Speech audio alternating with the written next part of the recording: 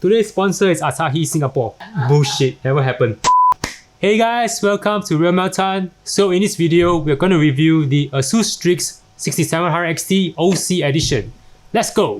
First thing, thank you ASUS Singapore for lending us this 6700 XT. We don't have much time with this card because the launch is tomorrow, but we still hope to give you our best review. Anyway, before we go on to the GPU, we know what you want, so let's go on to the benchmarks. Benchmarks time! Okay, right, so first off we have CSGO. Yes, our #1 favorite game right over here. So first off, the 2080 Ti is off on a strong start down here, although the 6700 XT does put up a respectable showing here along with this 5700 XT, which kind of goes to show down here that yeah, NVIDIA pretty much has a big advantage here in CSGO, so nothing surprising here. It comes out on top, followed by the 6700 XT and the 5700 XT at the third place. Next, we come to Rainbow Six Siege. Now, this is where things start to get really weird. Okay, first off, in contrast to our earlier benchmarks where we used the DX11 mode, on the advice of some Rainbow Six Siege players, we have decided to benchmark using Vulkan, seeing that overall GPUs from both the red and the green aisles get performance advantages in Vulkan. Now, the surprising thing here is that the 2080 Ti and the 6700 XT are kind of like on par with each other, which is really weird. The 5700 XT is not too far behind the 6700 XT actually, so it's probably lagging behind by about 20-25% on average. On a side note, we did do a separate set of benchmarks on DX11, but we didn't really have time to compile a full range, but it seems that the Radeons get more sizable boosts in Vulkan compared to the NVIDIA card.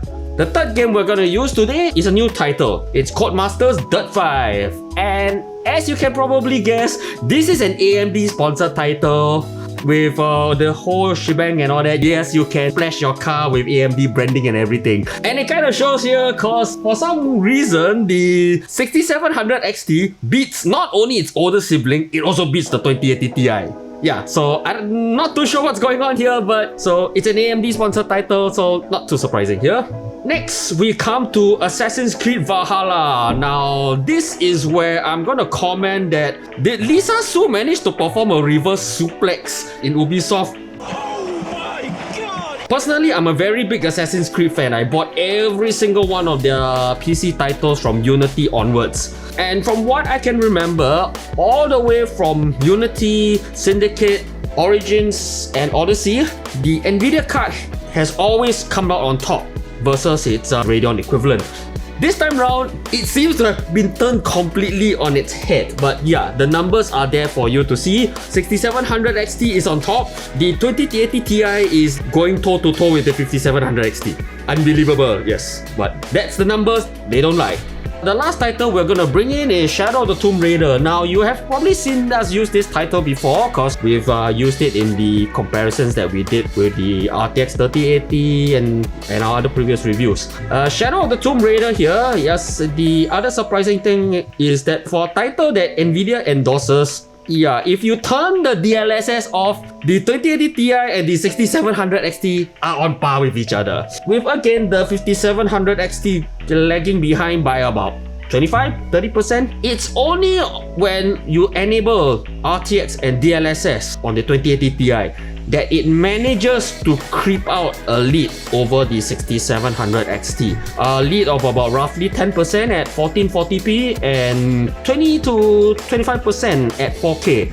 And no advantages whatsoever at 1080p. That is what it is. It's a bit kind of mind-blowing, but those are the numbers, they don't lie. So yes, if you're wondering why is Ampere missing and why have we decided to pit this card against a 2080 Ti and a 5700 XT, there are two reasons. One, because we want to show all of you guys own a 5700 XT and a 2080 Ti should upgrade to this card. And number two, because we don't have any ASUS Ampere card on hand.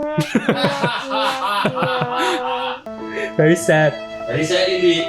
Yeah, so in addition, this is our test setup. We call it Gao, which means thick in the Hokkien dialect. This is our first water cool rig. Thank you, Gordon, for setting this up. Yes, it was a hell of a lot of work. The EK P360 kit here is cooling our heavily used 10900K, all of it sitting on the ASUS Strix Z590F motherboard.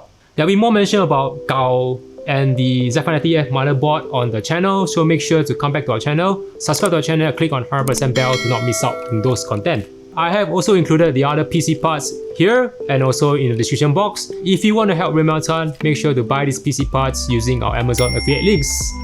The ASUS 6700 XT uses the same cooler design as its Ampere and Big Navi cousins. ASUS calls it the axial tech fan design. The 3 fans on this card should cool the card sufficiently enough, especially during heavy loads such as our 4K benchmarks. Compared to a 2080 Ti, this card ran about 20 degrees cooler inside this rig. It's a pretty thick and heavy card, taking up almost 3 slots on your case. I do like the futuristic cooler design, which does 2 things. Number 1, it makes sure the card doesn't bend, and number 2, it provides better contact with the PCB for better heat transfer. Quick mention is 32.2 cm long, which means that you may have clearance issue if you use this card in smaller cases. There was little headroom left when we used this card inside our GT301 with no radiator. Too close for our liking, right, Gordon? Yes, way too close. Yeah, it uses 2 8-pin power, unlike its 3-pin cousins. ASUS website recommends 650 watts, and inside this guy we have 750 watts, so we are just fine. Not flexing here, but just fine. For I/O, it has 1 HDMI 2.1 and 4 DisplayPort 1.4a ports, which means that you can hook up to 4 monitors on this card. The P and Q fan mode toggles are also on the card, but if you were to choose the P mode, you will have better performance. It's just that the card may sound more noisy because fans need to spin more. But I believe the P mode is set on default on this card. Okay, so we have gone through the card, we have gone through the benchmarks, and just a point of note, this is not an ASUS or AMD sponsored video. You may think that with all our benchmarks, we are going towards AMD, but none of it is happening there, and we are not sponsored by Asahi. Yeah, definitely not. Okay, yeah, we are guessing this card is going to be about 1.2k Singapore dollars. 1.1, 1.2 about there, yeah. Yeah, so do you think this is a worthy card to buy to upgrade to?